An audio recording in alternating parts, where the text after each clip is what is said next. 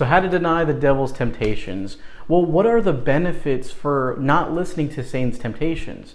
Well, one is clarity in his voice and your life. It strengthens your faith, creates peace in your heart. One important one is witnessing to others who are struggling with that sin. You can now be the light and show them what God can do. Another one, eternal reward, because you are faithful to God. Your obedience brings favor to the Lord, and blessings will be upon you. Because you know Jesus, he loves to spoil his kids. So if you're excited to receive all these things into your life, then let's get started.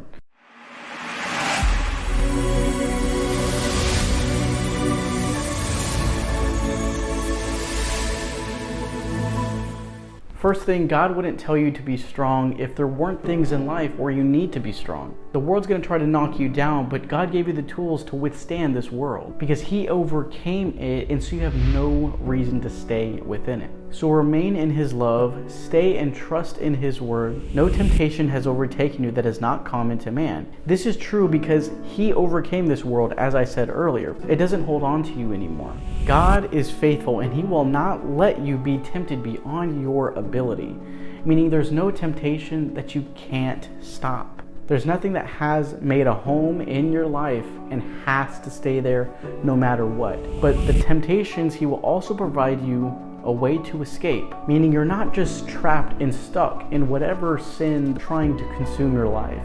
There's always a way out. You're never just stuck in that. Satan will lie to you and make you think that it will. I'm going to reread it so you can understand the last sentence. But with the temptation, you also provide the way to escape, that you may be able to endure it. And enduring means to be persistent and committed despite the strong urges that you're trying to deal with. Another word we see in the Bible quite a bit is steadfast. And many times in the Bible, the word steadfast has another word beside it, and that word is love. Steadfast love. Remain in a steadfast love, which means unwavering, firm, and to stay, which God tells us to do those very things. And if you remain in a steadfast love, you're solid. Being able to endure, being persistent and committed to God, you can withstand these urges. You can withstand the flesh.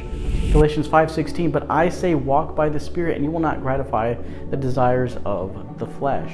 The amazing thing is walk by the Spirit. Many scriptures tell us to walk with Jesus, to walk with the Spirit, which is forward. Go and sin no more, which is forward.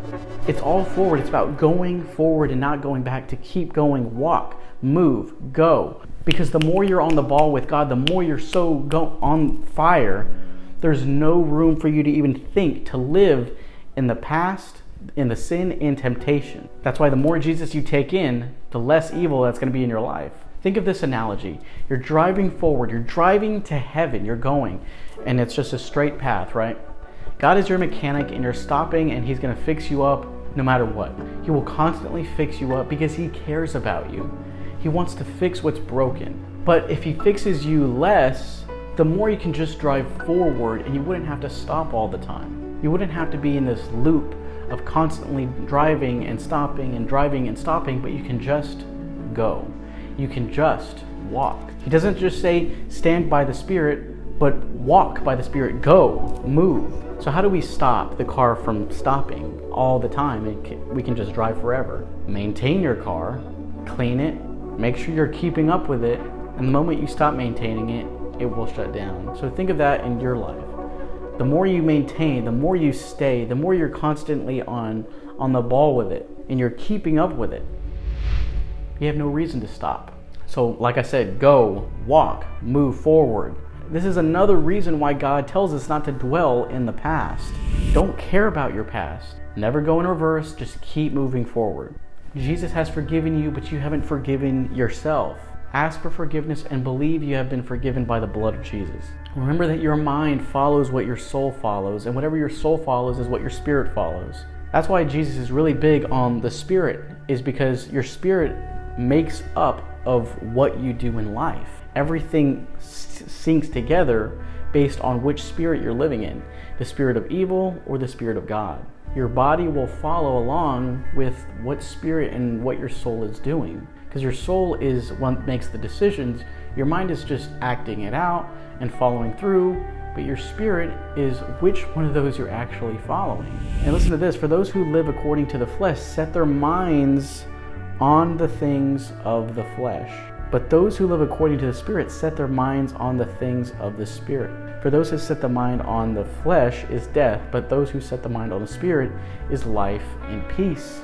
So Jesus tells you that I am the way, the truth, and the life. And that verse just said Spirit is life and peace. So follow Jesus. If you don't feed into sin, it will die. Let sin starve. I know I said this 2 videos ago, but it works with what I'm saying, so this is amazing. You got 2 wolves, one chained up in the light and one chained up in the dark. Which one lives? I'll give you a second to think about it if you haven't heard this analogy yet. But the answer is the one that lives is the one that you feed. You see, if you feed into the light, it will live, and it will live in you. If you feed unto the dark and you're living evil, it will live, and it will constantly be active in your life. So if you're wanting to deny temptations of Satan, live with Jesus. Don't try not to do these. Go towards Jesus, and this will be far away from your life. Thank you guys so much for watching this video. If you did enjoy, please give it a like and subscribe for more videos just like this one. I highly recommend checking out How to Fulfill the Will of God. And I know some people don't know what their will is yet, and but they don't know what to do. I'm sure it will give you clarity on what you need to do and get that thing as clear as crystal. So I'll see y'all in the next video. Messenger out.